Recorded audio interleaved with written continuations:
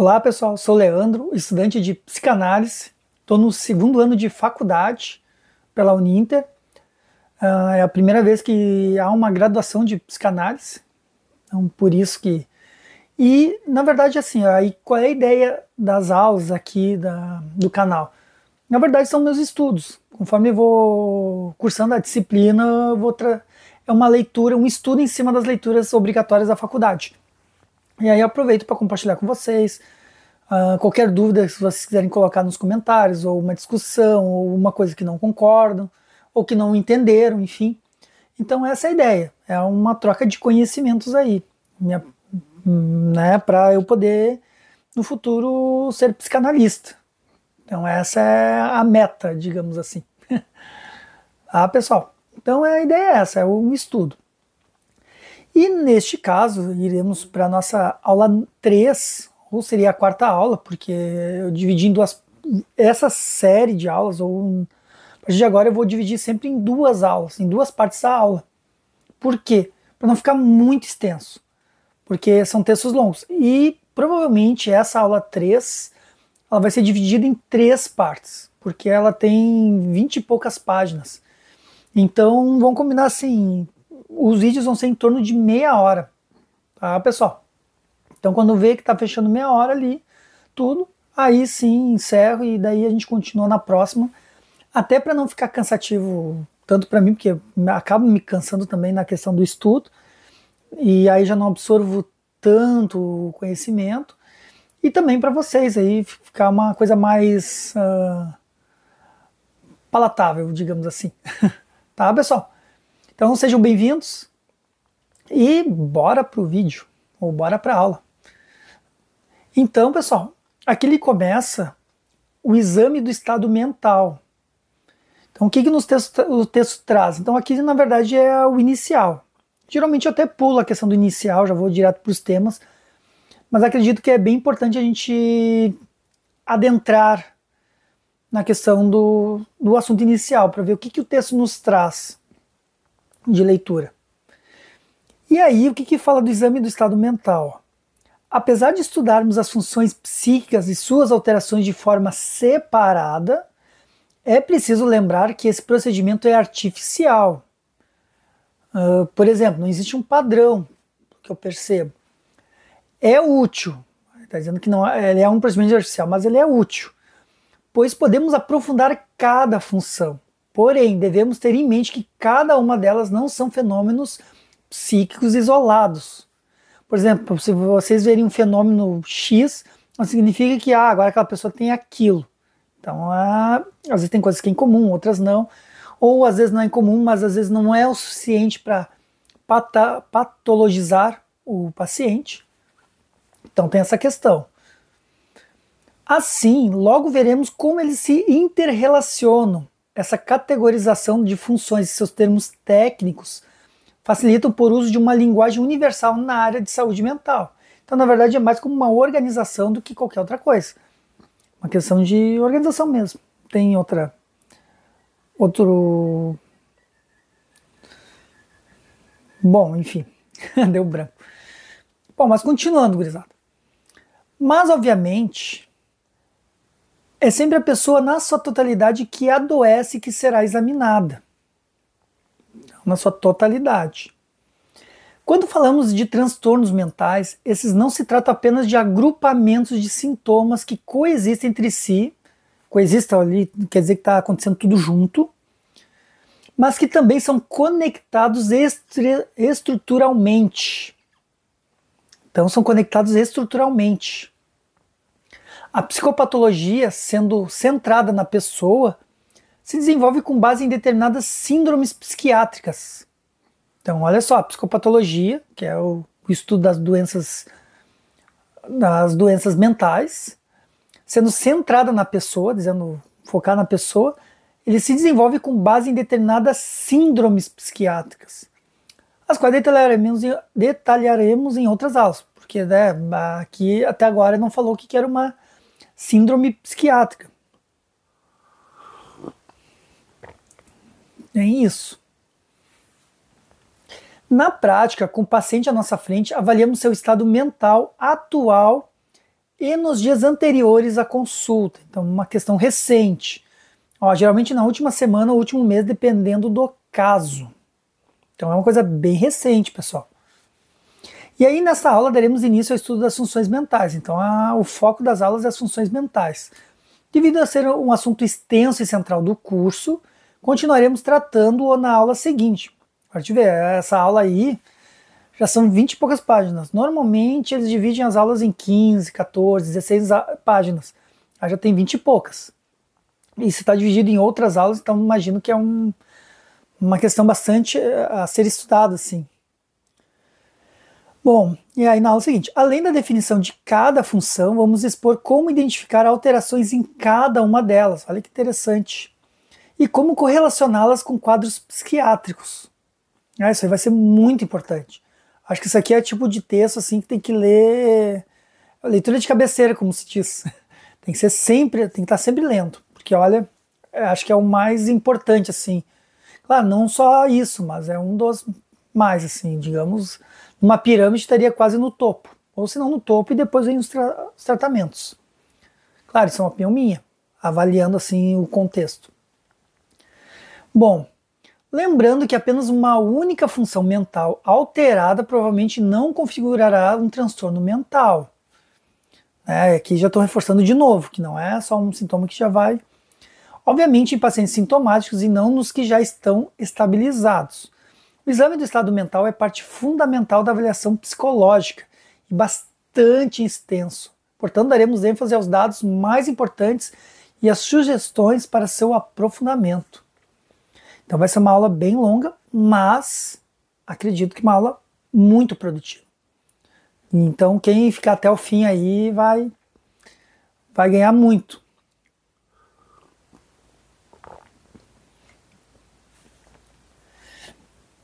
E aqui, portanto, tá. Então vamos para o tema 1. Então agora a aula propriamente dita, que fala de aparência, atitude, consciência, atenção e orientação. 3 As aí, um C e um O. Para decorar, digamos. Decorar não, acho que até lembrar mesmo. Aparência, atitude, consciência, atenção e orientação. E aí o que o texto nos traz, pessoal? Algumas das funções apresentadas neste tema farão parte de um assunto pouco explorado no livro de psicopatologia. De forma geral, a comunicação não verbal, CNV, de que trataremos em aula posterior. Então tem a questão verbal que o paciente traz para nós, ou que vai trazer, e o que não traz, que vai trazer questões não verbais, alguma atitude dele, alguma questão dele ali. E aí, começando pela aparência. Pouco foi escrito sobre a aparência física do paciente, na literatura sobre psicopatologia. Então, quer dizer, o pessoal dá pouca ênfase. Claro, porque também tem questão de moda, tem questão de... enfim. Não dá para taxar de cara. Como já disse o texto na parte anterior, no parágrafo anterior, que não é uma situação que tem que já avaliar e determinar. Mas vamos ver. De forma geral, quando um profissional da saúde mental examina um paciente, ele pode observar literalmente o que está aparente, ou seja, o aspecto global do paciente, expresso pelo seu corpo e sua postura corporal, seus trajes, roupas, sapatos, etc., acessórios, colares, brincos, piercings, por detalhes como o uso de maquiagem, perfumes, odores e marcas corporais, tipo tatuagens, cortes, cuidados higiênicos e estéticos relativos ao corpo, incluindo cabelos, barba, unhas e dentes. A aparência do paciente pode revelar muito de seu estado mental interior, sendo um recurso importante para auxiliar no diagnóstico e para conhecer o indivíduo como pessoa. É importante ressaltar que esse tópico não se refere de modo nenhum a julgamento de valores ou preferências estéticas. Na verdade, é só para ter uma orientação, uma indicação de como o paciente está no momento. Até eu posso falar por mim mesmo, passei por uma situação tensa, assim, na questão pessoal, enfim. Né, e fiquei muito mal mesmo, assim, em questão de cabeça, tudo. E aí, tanto é que quando eu fui me tratar a primeira vez, né, só que não era linha psicanalítica, na época eu não conhecia. E pelo estado que ela me descreveu, assim, depois de umas sessões, assim, que foi bem, eu tava bem tenso. Tava bem, não digo largado, assim, mas com a aparência baixa, tudo caído. Não é fácil, pessoal. Quando envolve questões mentais aí, não é fácil. E claro que daí, pro ano que vem, eu estou me planejando para começar o tratamento psicanalítico, porque para ser psicanalista, lembrando, tu tem que ter o tripé psicanalítico, tem que ter cumprir 3 regras, digamos assim, que é a ética psicanalítica, que é o primeiro estudar, que é o que eu estou fazendo, o segundo é passar por um tratamento, que eu farei no ano que vem, e o terceiro é ter um supervisor, uma supervisão dentro dos teus pacientes, que isso eu acredito que eu tenha, que eu vou conseguir. Então essa é a questão. Bom, daí é aqui que fala. Então eu entendo como é que é quando a pessoa está muito ruim e acaba transferindo na aparência. A gente fica mais largado. E também no ano passado teve a questão das enchentes, que a minha casa pegou água, enfim. Então é algo indescritível. Aí teve uma reunião na escola que, olha, acho que o pessoal, eu hoje olhando assim, deveriam estar com pena, porque tava tenso assim. Mas enfim, pessoal, voltando do texto, mas realmente a aparência é um indicativo, não significa que vai ser, mas te dá algumas ideias do que está acontecendo com o paciente. E claro, de novo, sem julgamentos. E aí o que o texto nos traz? Mas afinal, como descrevemos alterações na aparência do paciente? Ele pode se apresentar de modo cuidado ou descuidado, porque também tem a questão que a gente não conhece o paciente anterior, como é que ele era. E aí com a demanda que ele traz dá para ter uma prévia ou não. Aí aqui diz, com a higiene corporal comprometida, roupas sujas, rasgadas ou desalinhadas, mau cheiro, cabelos despenteados ou mal cuidados, dentes estragados, ausentes, unhas sujas ou compridas.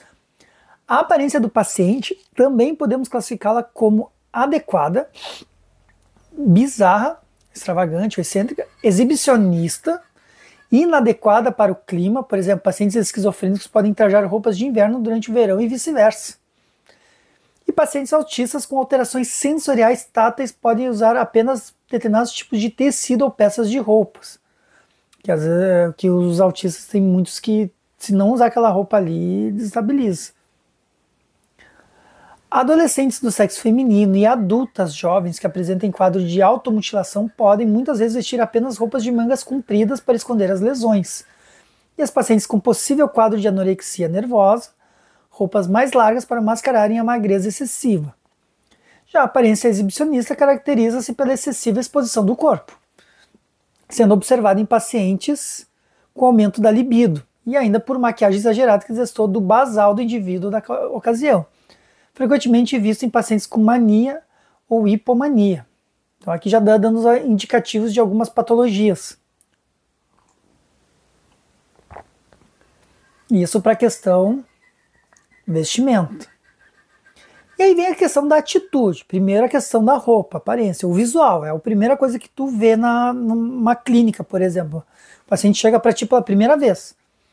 Claro, pessoal, lembrando que eu nunca tratei, nunca fui a pessoa a clinicar. Não cliniquei ainda, nem posso. Então tem isso ainda. Então eu falo assim porque eu suponho que aconteça. Porque é meio óbvio. A pessoa chegou ali, o paciente chegou pela primeira vez, acredito que de cara já é a primeira coisa que vai se ver. Mas vamos ver aqui, ó, atitude. Vamos restringir o emprego do termo atitude ao comportamento especificamente relacionado ao examinador e à entrevista. Então não é tipo, pessoa de atitude, aquela coisa. Acredito que não é nesse sentido, mas como é que ele se comporta, como é que ele chega. O profissional não deve provocar ativamente nenhuma atitude no paciente. Essa deve ser espontânea e podemos analisá-la desde antes de o paciente entrar na sala de consulta. Por exemplo, que está dizendo que a gente não pode instigar o paciente. Daqui a pouco, contar uma piada. Daqui a pouco o paciente ele é piadista. Mas daqui a pouco a gente não sabe se ele é piadista ou está fazendo a piada porque tu fez. Então tem que deixar a coisa espontânea. Ele tem que partir dele aí, então ele tem essa questão. Não existem muitos termos técnicos para descrever esse quesito e muitos extrapolam o seu uso corriqueiro. Algumas atitudes por parte dos pacientes são consideradas desejáveis, pois contribuem positivamente para a realização da avaliação psíquica. Então, tem algumas coisas que são boas, boas de acontecer no caso, tais como atitudes cooperantes, amistosas, confiantes, interessadas, abordáveis, a pessoa que está disposta a se curar. Então aí se torna mais fácil. Mas acredito que não serão esses pacientes fáceis que virão. Essas atitudes mostram que o paciente apresenta uma plena consciência de sua morbidade. Claro, daí vai chegar e vai dizer realmente, eu fui um exemplo, né? Eu tinha ciência do que eu estava sentindo, tudo. Então foi bem tranquilo, estava aberto para isso.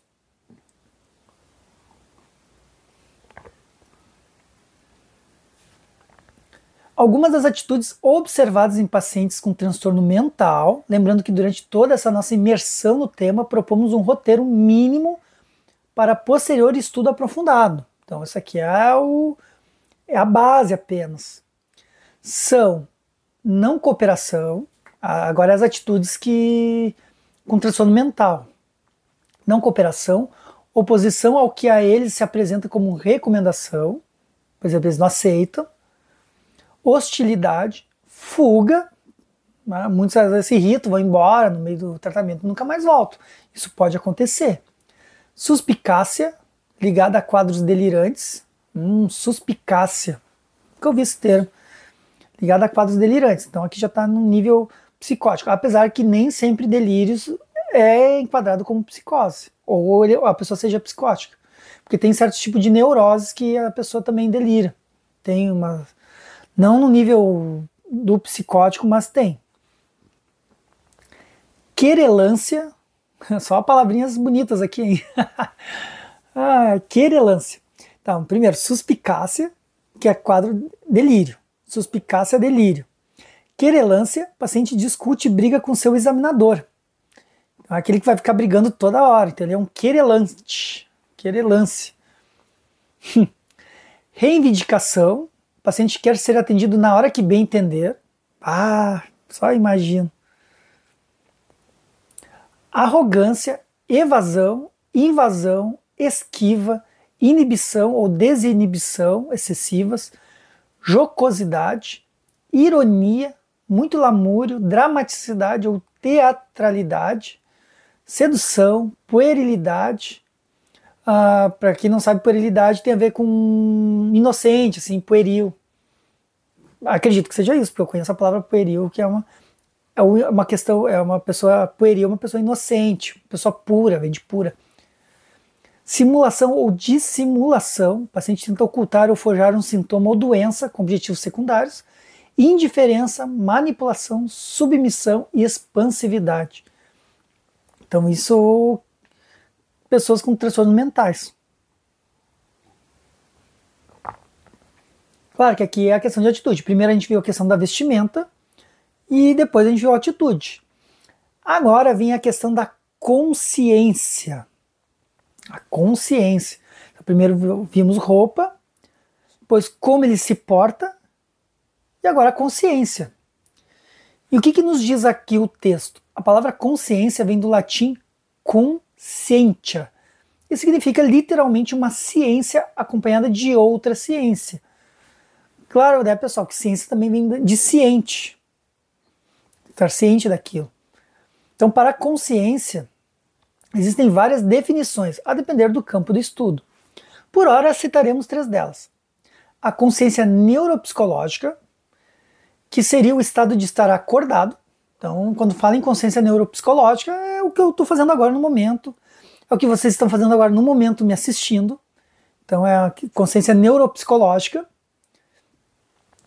E aqui, o estado de estar acordado, vígil, bem atento, lúcido, o que é categorizado em níveis de consciência. Então, ainda tem Então, dentro da consciência neuropsicológica, ele tem níveis de consciência. Já a definição psicológica conceitua o campo da consciência como a soma das experiências conscientes de um indivíduo em determinado momento de sua vida. Então, na verdade, na questão da psicologia, o campo da consciência ele é uma soma de experiências conscientes. Tipo, tu tem consciência do que fez ao longo da vida. Tu tem ciência do que aconteceu contigo, ou do que não aconteceu, do que fez ou que não fez. Na relação do eu com o meio à sua volta, a consciência seria a capacidade do indivíduo de entrar em contato com a realidade, perceber e conhecer os seus objetos, distinguir o eu ou do não eu. Claro, né, pessoal? Porque acontecem muitos transtornos mentais que a pessoa não distingue o eu do não eu. Então é uma coisa muito confusa. Até sugiro para vocês, não me engano, nas aulas de Winnicott, ou Clínica com Criança. Dos dois, acho que traz assim, a questão do como é que o bebê ele nasce, como é que é a relação bebê-mãe, tudo. Para o bebê, até os 3 primeiros meses de idade, é tudo uma coisa só. Ele não distingue ele como um indivíduo e a mãe, por exemplo, um outro indivíduo. Para ele as coisas estão tudo acontecendo uma coisa tudo só. E aí aos poucos ele vai se percebendo que tem um eu e existe um outro, que no caso é a mãe, ou cuidadora. Então, nesse sentido. E aqui está falando, na verdade, da consciência, que também faz parte, que tem a capacidade de distinguir o eu do não eu. No caso, ele tem ciência que ele é um sujeito e que as outras pessoas são outras pessoas.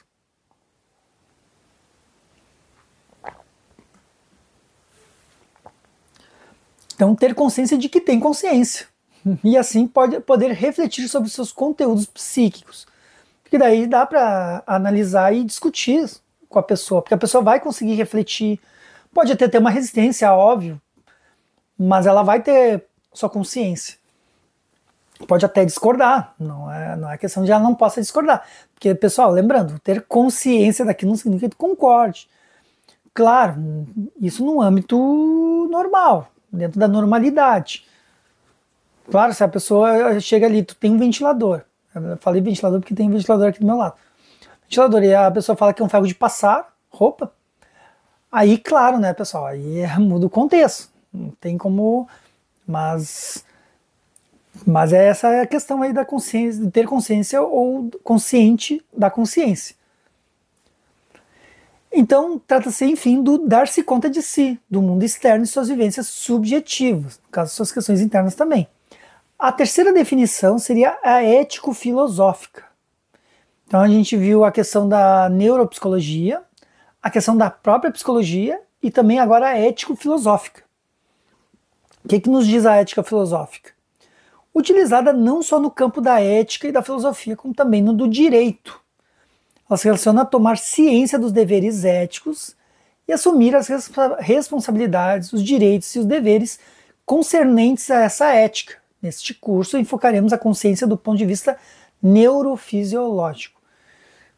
Claro, o texto ele trouxe os 3 tipos de consciência, mas, claro, vamos focar na questão da neurofisiologia, porque, de fato, o estudo é para tratamento.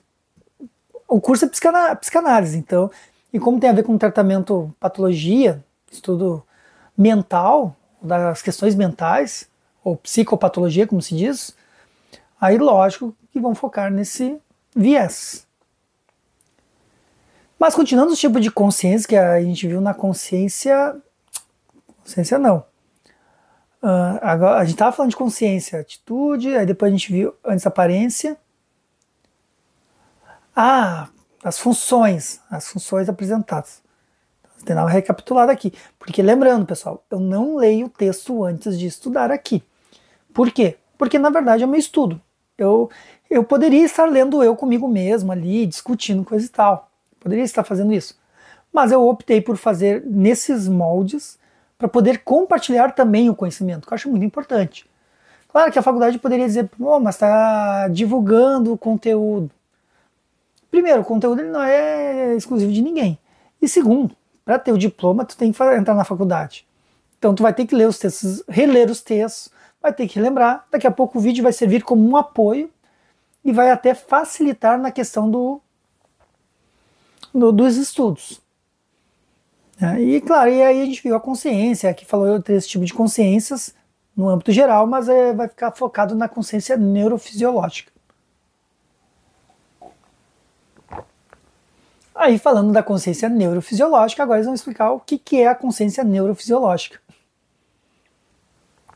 Então, a consciência dita neurológica pode ser traduzida como nível geral de atividade do sistema nervoso, com variações quantitativas regulada por sistemas moduladores difusos, que por sua vez são formados por conjuntos de neurônios com diferentes neurotransmissores. Nossa! Bom, vamos de novo. Aqui já trouxe uma questão mais técnica. Porque, só lembrando, pessoal, neurofisiologia, neurocabeça, cérebro, enfim, neural.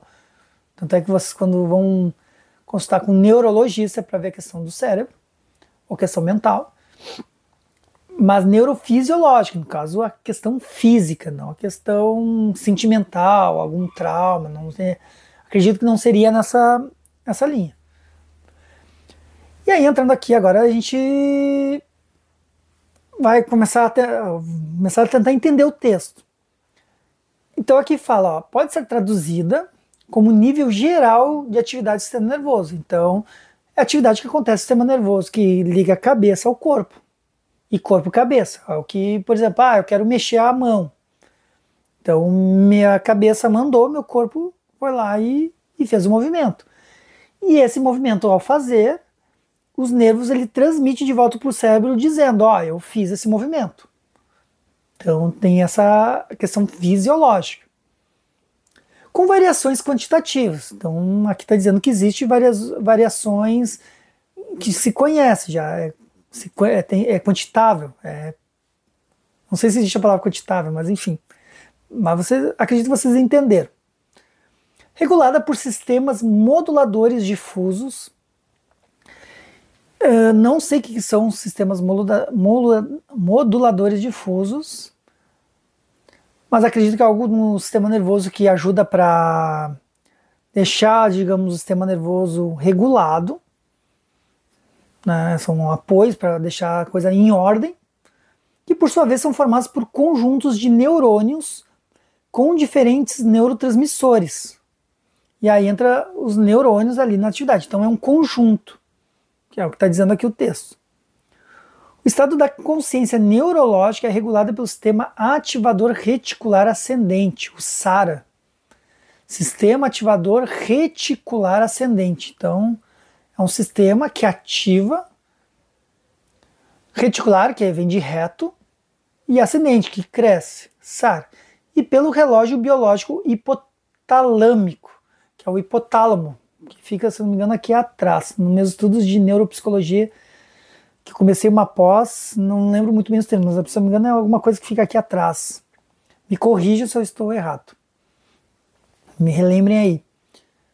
Relógio biológico hipotalâmico, que regula o sono mediante modulações da luz do dia e produção de melatonina pela glândula pineal. Então aqui está uma questão bem técnica aqui, pessoal. Acho que é uma questão de estudar mais, é só assim, é que nem conhecer um termo. Isso se chama tal coisa. Então acredito que é nesse sentido. E aí fala que o relógio biológico hipotalâmico regula o sono em função da luz do dia e produz melatonina pela glândula pineal. Então aí teria que pesquisar toda a questão neural aí mas isso aí eu vou deixar para uma atividade à parte minha. Mas fica o convite aí, pessoal, para vocês também pesquisarem a questão do sistema nervoso. Pelo menos já sabem o que acontece, a função de cada um. Então a glândula pineal, ela produz melatonina. O SARA, que é aqui está falando, que é o sistema ativador reticular ascendente, tem como principal função a ativação do córtex cerebral, regulando os estados de alerta e de sono. Então a principal função desses moduladores é regular os estados de alerta e sono. Drogas que deprimem a atividade neuronal do SARA, como sedativos, provocam sonolência. Outras, como a anfetamina, que a estimulam, têm efeito excitatório. Lesões ou disfunções no SARA causam rebaixamento da consciência ou prejuízo cognitivo. Então, quando tem lesões no SARA, causa lesões ou disfunções. Vigilância é a capacidade neurofisiológica que serve de suporte a qualquer atividade adaptativa, significa que o indivíduo está vígio, desperto, alerta, com seu nível sensorial funcionando de modo claro. Tipo, ele está ligado, está atento. Isso é a vigilância. Para melhor entendimento, é de suma importância que você se aprofunde no tema ciclo sono-vigília e ritmos de vida, que compõem as variações normais de níveis de consciência. Então, é algo a ser pesquisado, ciclo sono-vigília. Deixa eu até anotar aqui, pessoal. Pegar o caderno, fazer a anotação. E aí, para fazer a pesquisa, que fala, deixa eu ver. Não destampei a caneta, não tem como escrever. Então, ciclo, sono, vigília e ritmos de vida, que compõem as variações normais de consciência. Então, vou botar aqui, variações normal de consciência. Isso é normal de consciência. A lucidez constitui um estado de consciência evidente ou de vigilância plena. Então está lúcida a pessoa, tá entendendo tudo o que está acontecendo. Quando o indivíduo está lúcido, seus processos psíquicos são experimentados com suficiente intensidade. Os seus estímulos são apreendidos e os seus conteúdos mentais possuem nitidez e são bem delimitados. Então o nível de consciência pode ser modulado tanto por estímulos externos como por estímulos internos, como pensamentos, emoções e recordações. Uma das principais propriedades dessa modulação dos níveis de consciência, o SAR ali, é facilitar a interação da pessoa com o ambiente de forma adequada ao contexto no qual o sujeito se encontra. Tipo, a pessoa está inteirada ali no ambiente, saber o que está acontecendo. Que aí dá exemplo aqui, ó, situações de ameaça, alguns estímulos podem ser ignorados, ao mesmo tempo a sensibilidade para outros mais relevantes pode estar aumentada, expressando o chamado estado de alerta. E por fim, o campo, a amplitude da consciência refere-se à quantidade de conteúdos que a consciência abarca em determinado momento, representa a dimensão horizontal da consciência. Se fala em reticular. Então, mas um bem complexo assim, essa parte do texto que fala da consciência neurofisiológica. Então aqui acredito que teria que dar mais uma estudada, esse aqui sim, para muito mais, porque tem questões técnicas. Mas é isso, pessoal. Então encerro a aula de hoje, porque que nem a gente combinou, que em torno de meia hora, ainda mais que esse aqui é um texto grande, que tem 24 páginas, então vai ser bem longo. Daqui a pouco vai ter umas 3 ou 4 partes, vai depender do nível de texto. Tem textos que são mais tranquilos, tem textos que são mais difíceis. Mas espero vocês na próxima aula. Valeu!